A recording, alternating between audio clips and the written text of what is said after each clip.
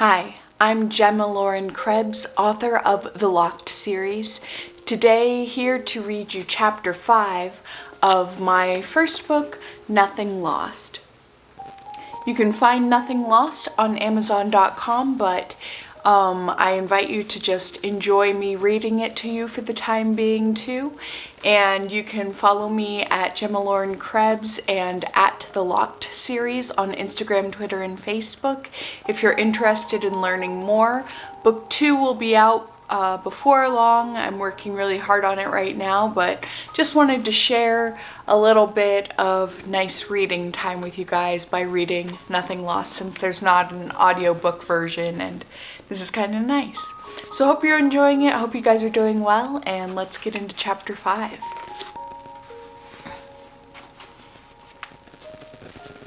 Chapter 5, Apprentice. Out of the darkness came a sharp knock. Someone was pounding on my door. The eagerness of my visitor suggested they'd been knocking for a while now.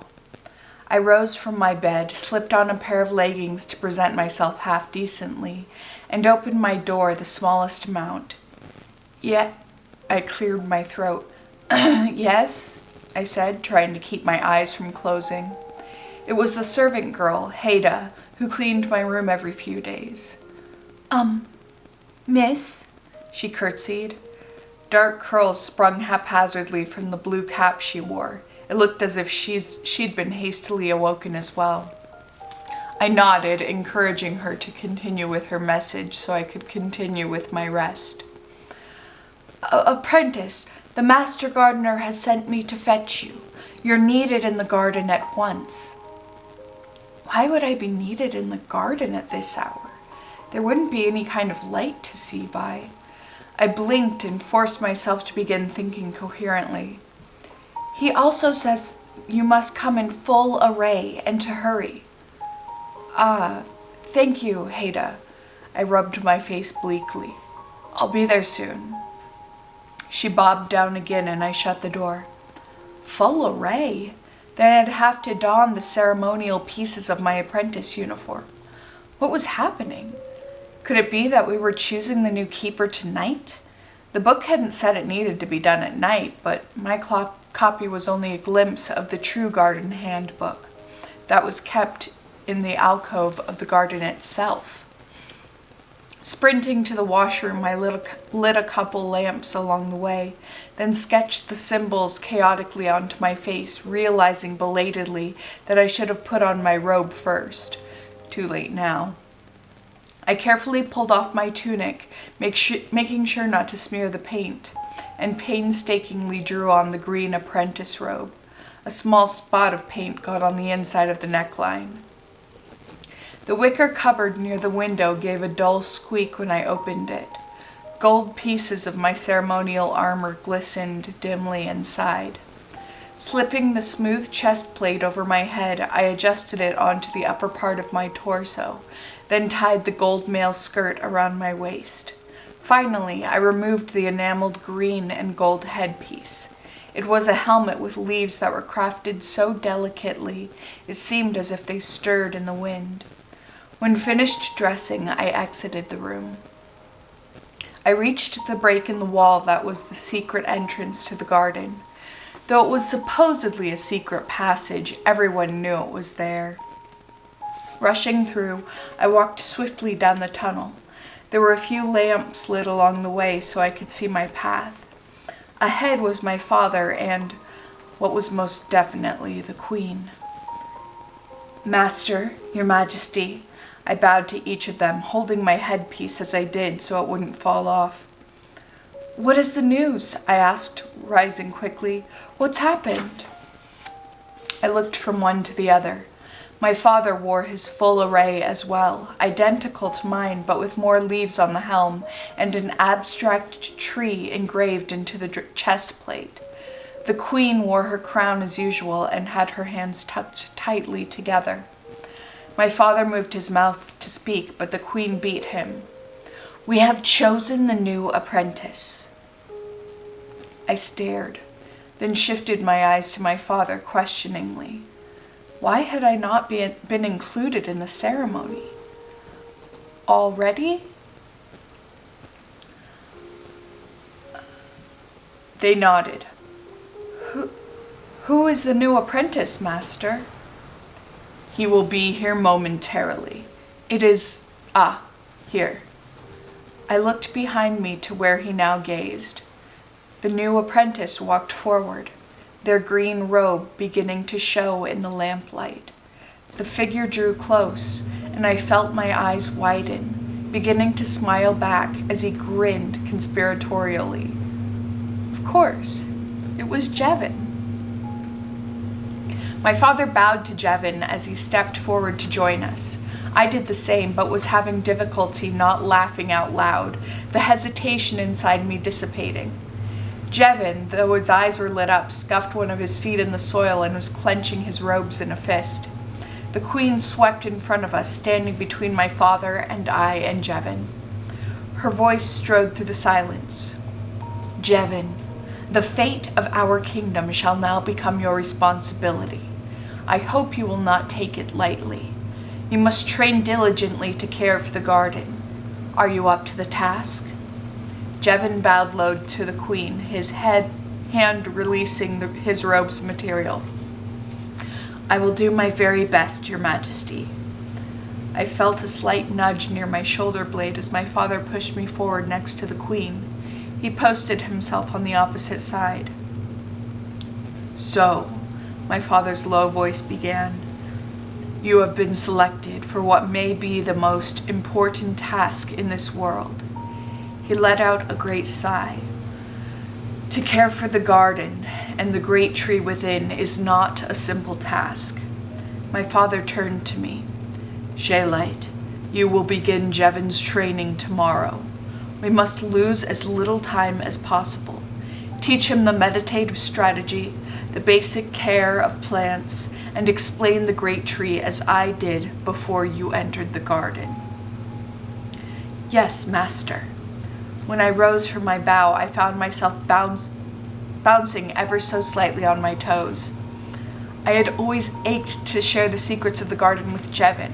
Now it was my duty to do so. The explanation continued. You will gain the full array of your apprentice uniform, as we are wearing. My father gestured to the decorated medal we both wore. When the basic training is complete, and you've learned to properly take care of the garden. Until you finish the initial training with Ch.5, you will not enter the garden, nor will you take the vows solidifying your apprenticeship. Jevin bowed to my father. Yes, Master. I caught myself before I let out a laugh at hearing Jevin call my father Master. Of course, to the rest of the palace, he was known as Master Gardener. I'd heard Jevin call him that once. It had been strange then as well. Very well. My father shifted, light playing across his chest plate. The hour is late, and I am sure you will both wish to begin training early. Ch.5, I will give you 2 weeks with Jevin. Afterward, come to me to relate how he is progressing. I nodded my response. Then he let out a breath. Let us leave now and get some much-needed rest. Jevin, said the Queen, one more thing. I'm sure you have guessed, but your usual duties as the royal family's attendant will be taken over by someone else. I expect you to devote all your time and energy to learning about the garden. Understand? Of course, thank you, Your Majesty. She nodded sternly. The 3 of us bowed to the Queen, allowing her to exit before us. My father followed, and Jevin and I walked behind him together. I elbowed Jevin's arm and widened my eyes, trying to convey how very excellent this all was. His mouth opened in a silent laugh before he snapped it shut, still smiling, and pressed a finger to his lips. At the end of the tunnel, my father and the Queen went one way, and Jevin and I went the other to the youth wing. We burst out laughing as soon as it seemed we wouldn't be heard, quickly silencing ourselves as a guard came in sight, patrolling the hallway. Coming to my room, I couldn't help but usher Jevin in, shut the door, and exclaim, "Jevin, how could you have wrangled that? The new apprentice?" I sat down hard on my chair. I couldn't have chosen any better. He was laughing now. "I can't believe it myself. After dinner, your father, the queen, and the court reader seemed to have met. They must have chosen me, and I was notified a few hours later when the master gardener came to my door with this robe." He picked at the robe and sat down onto the ground. "We'll be training tomorrow, won't we?" He turned his face up to me and his fists clenched and unclenched excitedly. "Then you can tell me all of those secrets you've been keeping." Removing my headpiece, I relished the weight leaving my head.